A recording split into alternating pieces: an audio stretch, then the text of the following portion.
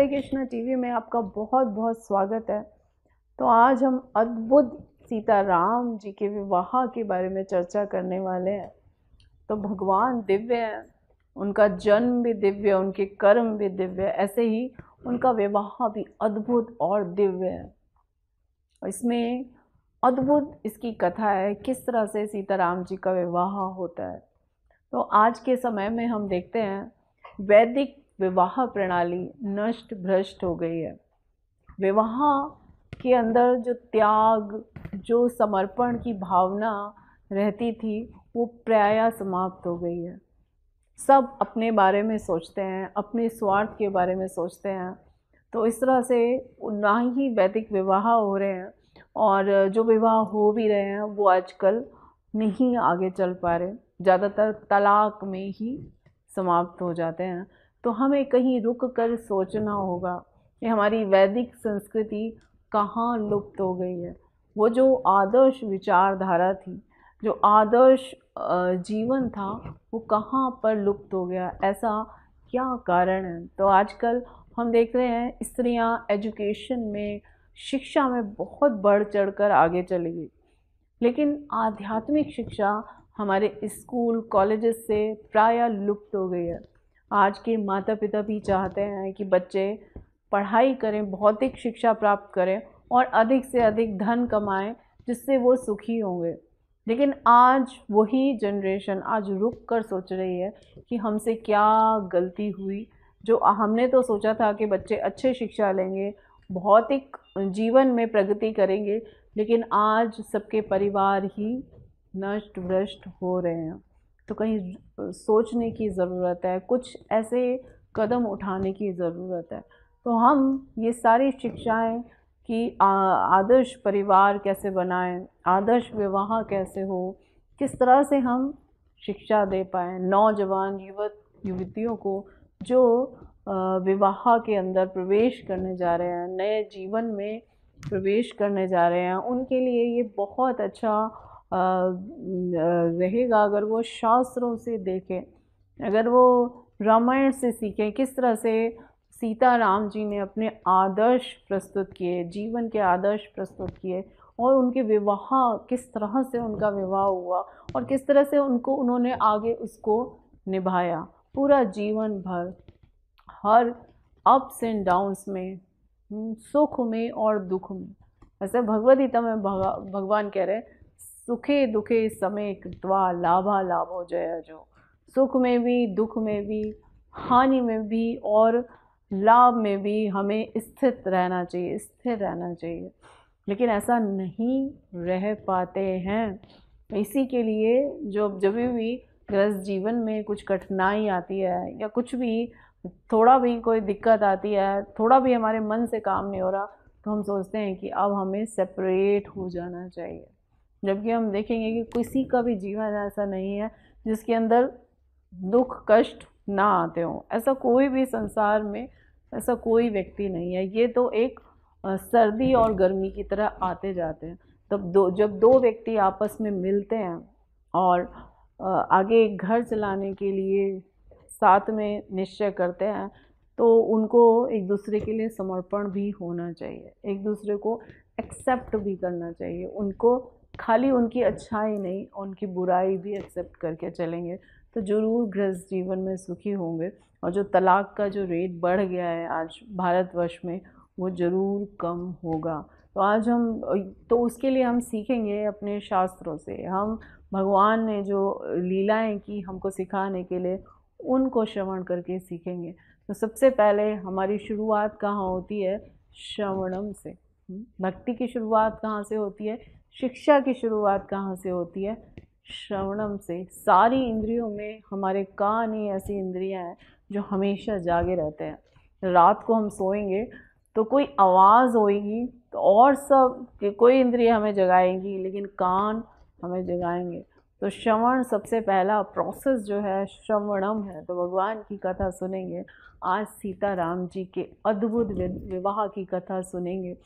तो सीता जी का जन्म भूमि से होता है, धरती माँ की पुत्री हैं सीता जी। जनक महाराज हल चला रहे हैं और हल की नोक से भूमि में एक रेखा खिंचती है, वहाँ से भूमि में जगह बनती है और नीचे से एक संदूक निकलता है सोने का, जिसमें सुंदर कन्या जो स्वयं लक्ष्मी जी हैं, सीता जी प्रकट होती हैं। तो जनक महाराज बहुत प्रसन्न होते हैं ऐसी पुत्री को पाके और बहुत अच्छे से उनका लालन पालन किया जाता है। तो सीता जी की जो बल है, सीता जी के अंदर क्या गुण है, कितना बल है, जनक महाराज भी नहीं जानते थे। तो जनक महाराज को एक बार कुछ लोगों ने बताया, तो जनक महाराज के पास एक धनुष था, जो कि शिव जी का धनुष था, जो कि निमि वंश के हैं जनक महाराज, तो उन्हीं की परंपरा में धनुष आया हुआ था, जो कि शिव जी का धनुष था। और शिव जी ने 10 यज्ञ में देवताओं को मारने के लिए या और वहाँ पे जो मारे थे लोग, उसके लिए वो धनुष प्रयोग किया और इधर वंश में आ गया, जनक महाराज के वंश में। तो इन्हीं के पास था और धनुष इतना भारी था, धनुष इतना बड़ा था कि अगर उसको 500 बैल उसको लेकर आ रहे हैं और उसमें बहुत सारे पहिए हैं, 5,000 लोग सैनिक उसको खींच के ला सकते थे। इतना भारी धनुष था, कोई सपने में भी नहीं सोच सकता था कि वो धनुष को हिला सकता है। तो एक बार कुछ दूतों ने जनक महाराज को आके बताया कि सीता जी ने वो धनुष उठा लिया, आपकी पुत्री ने धनुष उठाया। तो जनक महाराज तो बहुत हैरान रह गए, बोले तुम्हें कुछ हो गया है, तुम्हारा दिमाग खराब हो गया है, कुछ जाके आराम करके आओ, ऐसा कैसे हो सकता है, छोटी बच्ची मेरी उस धनुष को उठा ले। तो सीता जी ने क्या किया, कुछ फूल तोड़ने के लिए वो खेल रही थी और फूलों को तोड़ने के लिए उठाया, बाएं हाथ से धनुष उठाया और फूलों को तोड़ के धनुष वापस रख दिया। अब सीता जी का आप बल देख लीजिए, कितना, लक्ष्मी जी हैं स्वयं, तो धनुष आराम से उठा लेती थी वो। तो जनक महाराज ने जब देखा तो वो भी बहुत हैरान रह गए।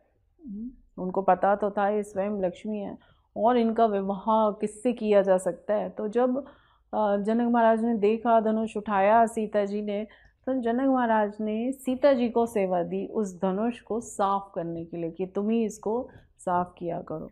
तो कभी खेल खेल में कुछ उनकी एक बार फूलों की गेंद भी चली गई थी, तो उन्होंने हटा के वहाँ से वो धनुष हटा के वो अपनी गेंद भी निकाली थी। तो जनक महाराज ने सीता जी को सेवा दी कि अब आप भी साफ करोगे। लेकिन जनक महाराज को चिंता हो गई अपनी पुत्री की, इसके योग्य, क्योंकि जैसे ही पुत्री जन्म लेती है पिता को नेचुरली ये चिंता होती है कि इसका विवाह करना होगा, ये बड़ी होगी, और लड़कियां बड़ी भी बहुत जल्दी हो जाती हैं, ऐसा बोला जाता है। तो जनक महाराज को चिंता थी, उन्होंने पुरोहित वगैरह को बुलाया, सीता जी का एस्ट्रोलॉजिकल चार्ट भी दिखाया गया। तो पता चला ये तो साक्षात लक्ष्मी है और इनका विवाह भी इनके योग्य पुरुष यानी कि विष्णु जी से ही हो सकता है।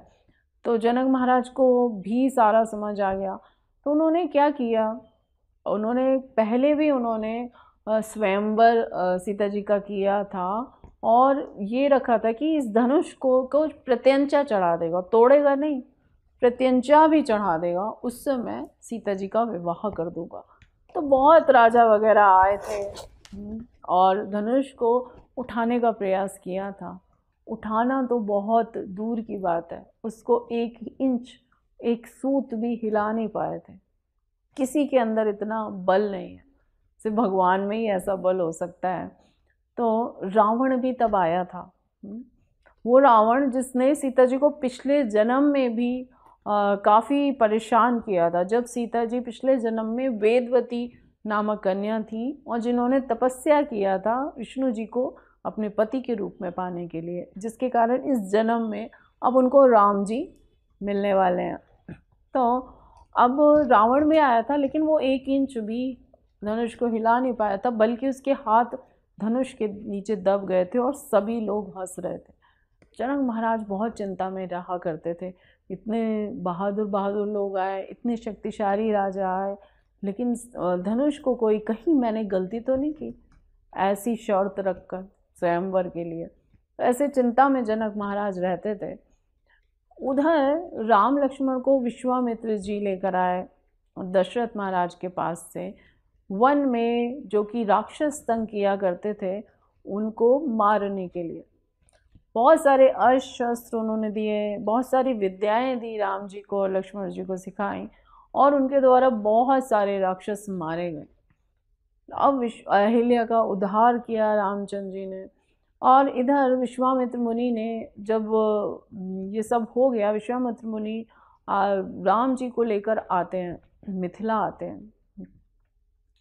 तो उनको ये बोलते हैं कि चलो तुमको एक शिव जी का धनुष दिखा कर लाता हूँ। राम लक्ष्मण बहुत प्रसन्न हुए, शिव जी का धनुष देखने के लिए मिलने वाला है उनको। और क्योंकि क्षत्रिय जो अस्त्र के लिए में बहुत ज़्यादा उनको आकर्षण रहता है, तो राम जी भी बहुत एक्साइटेड थे कि धनुष देख कर आएंगे, बड़ा भारी धनुष है, कोई नहीं उठा पाया। ऐसे तो दो धनुष थे, एक विष्णु जी का धनुष था और एक शिव जी का धनुष था। ऐसे एक कथा आती है, एक बार देवताओं ने कि कौन ज़्यादा शक्तिशाली है, शिव जी या विष्णु जी। तो विश्वकर्मा जी के बनाए हुए ये दो धनुष थे, तो शिव जी वाला धनुष यहाँ पर था। तो अब विश्वामित्र मुनि राम जी को लेकर आते हैं, लक्ष्मण जी को लेकर आते हैं।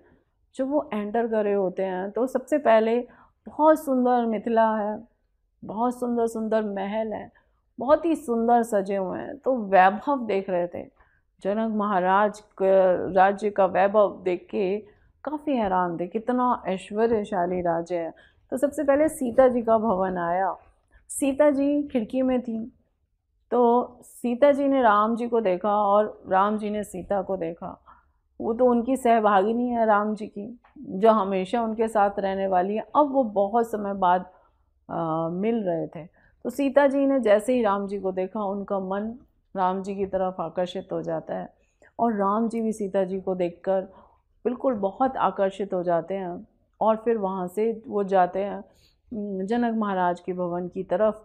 और जनक महाराज जैसे ही सुनते हैं विश्वामित्र मुनि आए, जनक महाराज दौड़ कर आते हैं, विश्वामित्र मुनि का पूजन करते हैं, उनका स्वागत करते हैं। विश्वामित्र मुनि राम और लक्ष्मण को का परिचय कराते हैं, ये दशरथ महाराज के पुत्र हैं। जनक महाराज बहुत अधिक प्रसन्न होते हैं राम लक्ष्मण को वहाँ पर देखकर, क्योंकि जब दशरथ महाराज ने पुत्र कामेष्टि यज्ञ किया था, उस वक्त जनक महाराज वहाँ पर थे अयोध्या में। और जब उन यज्ञ में से एक दिव्य पुरुष प्रकट हुए, उन्होंने पायसम दिया था दशरथ महाराज को रानियों को देने के लिए, तब भी जनक महाराज वहाँ पर थे। तो अब उन्होंने देखा कि वो यज्ञ के पायसम से उनको पुत्र की प्राप्ति हुई, वो पुत्र मेरे सामने। जनक महाराज बहुत प्रसन्न होते हैं, उनका स्वागत करते हैं, उनको वहीं पर रुकने के लिए जनक महाराज बोलते हैं। नेक्स्ट से उनको बुलाया जाता है राम लक्ष्मण और विश्वामित्र मुनि को। विश्वामित्र मुनि कहते हैं कि ये बालक आपका शिव जी का जो धनुष है आपके पास, वो देखना चाहते हैं। जनक महाराज ने कहा बिल्कुल। कई बार ऐसी कथा आती है कि जब कहीं किसी, जैसे रामायण है, वाल्मीकि रामायण है, तुलसी रामायण, आनंद रामायण, आध्यात्म रामायण, कंब रामायण, तो अलग अलग स्टोरीज में आता है कि एक बार जब स्वयंवर किया था तभी राम जी वहाँ पे आए हुए थे, और बाकी राजा पराजित हो गए थे, तो राम जी ने प्रत्यंचा चढ़ाई थी, सब राजा वहाँ थे। लेकिन वाल्मीकि रामायण में ऐसा आता है कि और कोई नहीं था, अब सिर्फ राम और लक्ष्मण ही थे। तो धनुष बुलाया गया, 5000 लोग उसको खींच के ला रहे थे, 500 बैल लगे हुए थे, उस धनुष को सामने लाया गया। और राम जी तो इतने सुकुमार, छोटे 12-14 वर्ष के बालक हैं, लोग देख रहे थे ये क्या ही कर पाएंगे। काफ़ी लोग थे वहाँ पे, उनके गुरु शतानंद जी भी थे जो अहिल्या के पुत्र थे। तो सभी लोग देखने के लिए व्याकुल थे कि कैसे राम जी ने अपने गुरु को प्रणाम किया, उनसे आज्ञा ली। तो यहाँ पे देखने के लिए मिलता है किस तरह से गुरु की कृपा के बिना कुछ भी संभव नहीं है। स्वयं भगवान जब आते हैं, भगवान भी गुरु की आज्ञा के बिना कुछ नहीं कर रहे। उन्होंने कहा मैं इस धनुष को छू लूँ? विश्वामित्र मुनि ने कहा हाँ ठीक है, वो छू लो।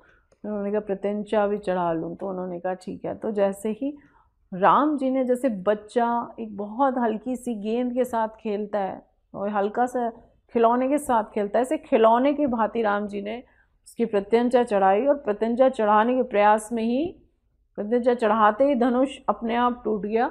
और ये कैसे हुआ? विदिन सेकेंड हो गया, कुछ सेकंड्स के अंदर हो गया, ठीक से लोग देख भी नहीं पाए। और बहुत ही भयंकर आवाज़ हुई उस धनुष को टूटने की, यानी कि परशुराम जी ने भी वो आवाज़ सुन ली थी। तो वो भी क्रोधित होके आ गए थे, और दशरथ महाराज और राम लक्ष्मण और विश्वामित्र मुनि को छोड़कर सब लोग वहाँ पर बेहोश हो गए थे उस धनुष की टंकार से। जैसे ही जनक महाराज ने देखा धनुष टूट गया है, उनकी तो खुशी का पारावार ही नहीं था, क्योंकि इतने राजा आए थे और कोई भी टच नहीं, उसको हिला नहीं पा रहा था। तो उनका करीब करीब हृदय से विश्वास ही डगमगाने लगा था, पता नहीं कहीं मेरी पुत्री अविवाहित तो नहीं रह जाएगी। मैंने ऐसी शर्त रख दी उसके, क्योंकि वो लक्ष्मी जी हैं, उनके अंदर इतना बल देख के उन्होंने शर्त रखी थी, क्योंकि जिससे वो विवाह करेंगी उसका बल इनसे ज़्यादा ही होना चाहिए, तभी इनका पति बनने के योग्य होगा। जनक महाराज बहुत प्रसन्न थे, दूतों को भेजा सीता जी के भवन में कि फटाफट सीता जी को लेकर आओ, तुरंत लेकर आओ। और सीता जी जयमाल लेके अपनी सखियों के साथ आती हैं। अब सीता जी के पास जब ये सुना कि धनुष टूटा, सीता जी का ध्यान कहाँ था? सीता जी का ध्यान सिर्फ राम जी में था। जब भक्त होता है ना, जब वो भक्ति करता है, तो बाहर की कंडीशन से उसको कोई फर्क पड़ता ही नहीं। उनका ध्यान राम जी में था। सुबह सवेरे उन्होंने राम जी को जैसे देखा था वैसे ही, और धनुष की आवाज़ तक उन तक नहीं आई थी। उनके मन में प्रश्न था, क्या ये वही है जिनको मैंने सुबह देखा था, जिनसे मेरा विवाह होने जा रहा है? तो ऐसा सोचते सोचते सीता जी आ रही हैं वहाँ पे, राम जी वहाँ पे खड़े हैं। जैसे ही सीता जी ने राम जी की तरफ देखा, सीता जी का मन प्रसन्न हो गया। उन्होंने सोचा ये वही है, क्योंकि सीता जी ने राम जी के अलावा किसी से आकर्षित हो ही नहीं सकती, कभी उन्होंने किसी पुरुष की तरफ देखा तक नहीं। तो वो यही वो राम जी हैं जहाँ उनका मन आकर्षित हुआ था। और जयमाला लेके सीता जी खड़ी हैं। अब राम जी भी इस उधेड़ बुन में है कि जिनको मैंने सुबह देखा था, जिनकी तरफ मेरा मन चला गया, क्या ये वही है? क्या ये वही कन्या है? तो राम जी का ध्यान सीता जी के हाथों में पहने हुए चूड़ियों की तरफ गया। राम जी को विश्वास हो गया ये वही है, क्योंकि घूंघट पहना हुआ था सीता जी ने। तो उसके बाद सीता जी को राम जी ने जनक महाराज से पूछा, बोला कि मैं विवाह तो नहीं कर सकता अभी तुरंत। तो जनक महाराज बहुत चिंतित हो गए, किसी भी तरह से तो धनुष टूटा है, किसी तरह से वो लड़का मिला है जिससे सीता जी का विवाह होगा, और ये मना कर रहे हैं। तो राम जी ने कहा, मैं मना नहीं कर रहा, लेकिन मेरे पिता, मेरे गुरुजन, मेरे परिवार, जब तक मैं अपने पिताजी से नहीं आज्ञा लूँगा मैं विवाह कैसे कर सकता हूँ। जब सीता जी ने सुना तो सीता जी बहुत प्रसन्न हुई। उनको राम जी के गुणों का पता चल रहा है। ऐसे राम जी इतने बहादुर हैं, इतने शक्तिशाली हैं, इतने सौंदर्यशाली हैं, और साथ में इतने गुणी भी हैं कि अपने परिवारजनों की आज्ञा लेके वो विवाह करना चाहते हैं। तो सीता जी बहुत प्रसन्न हुई। जनक महाराज को कुछ चिंता थी, तुरंत ही विश्वामित्र मुनि ने कहा कि दूतों को भेजा जाए अयोध्या को दूत पत्र भेजा गया, सारी स्थिति बताई गई, किस तरह से स्वयंवर में विजयी हुए हैं राम। दशरथ महाराज बहुत प्रसन्न होते हैं कि उनका पुत्र का विवाह होने वाला है, उसने स्वयंवर में जीता है, उसने धनुष तोड़ा है। इस तरह से तुरंत सब जगह खबर मिल गई, और सभी लोग कहते हैं कि इतनी बड़ी बारात थी, इतनी लंबी बारात थी, अयोध्या से मिथिला तक पूरा रास्ता जैम पैक्ड हो गया। हजारों घोड़े, हाथी, पूरे परिवारजन, जिसको जो हाथ में आया वो सब चले। रानियां चली एकदम प्रसन्न होके, तीनों रानियां एकदम प्रसन्न है। राम जी का विवाह है, जो जिनसे वो सबसे अधिक प्रेम करती हैं, जो उनके भगवान है एक तरीके से, वो पुत्र रूप में है लेकिन हैं तो भगवान। सब चले सीताराम के विवाह के लिए, आनंद से बारात आई, और जो बारात आती है जनक महाराज खुद स्वागत करते हैं, सबको चरण पखाड़ते हैं, पूजन करते हैं। तो इस तरह से उनका स्वागत होता है। और फिर लक्ष्मण जी के विवाह की बात होती है कि उर्मिला जी से उनका विवाह किया जाए।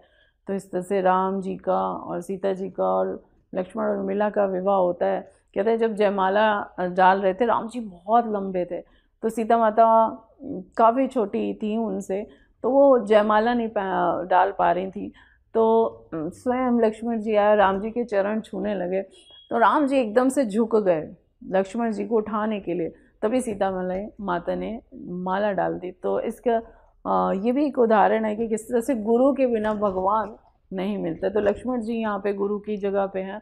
और फिर विश्वामित्र जी ने एक और सजेशन दिया कि क्यों ना भरत शत्रुघ्न का भी विवाह किया जाए जनक महाराज के भाई की पुत्रियों से। तो जनक महाराज के भाई को बुलाया गया कुशध्वज, और उनकी पुत्री थी मांडवी और श्रुतकीर्ति। श्रुतकीर्ति का विवाह शत्रुघ्न जी से और मांडवी का भरत से विवाह होता है और बहुत ही सुखपूर्वक विवाह होता है।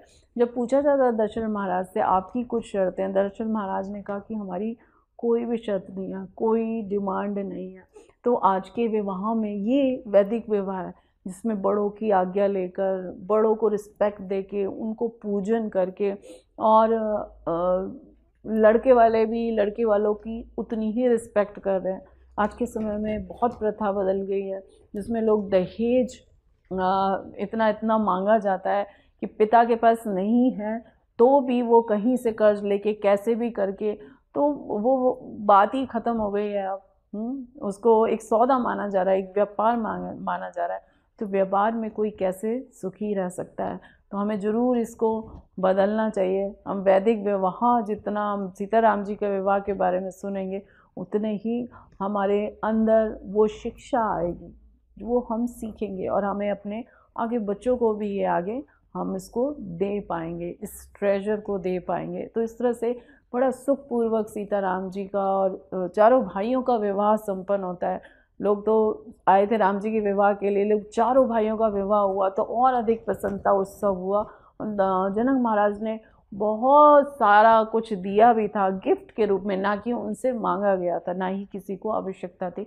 बहुत सुखपूर्वक फिर विदा होती है सीता माता की और अयोध्या में उनका बहुत ही प्रसन्नतापूर्वक स्वागत होता है। तो ऐसे ही हम सीखें कि किस तरह से हम वैदिक विवाह की तरफ जाएं, ना कि आज के जो विवाह जो हर बात पर टूट जाते हैं, ब्रेक हो जाते हैं। तो सीताराम जी से हम प्रार्थना करते हैं कि हम उनकी शिक्षाओं को अपने जीवन में उतार सकें। हरे कृष्णा।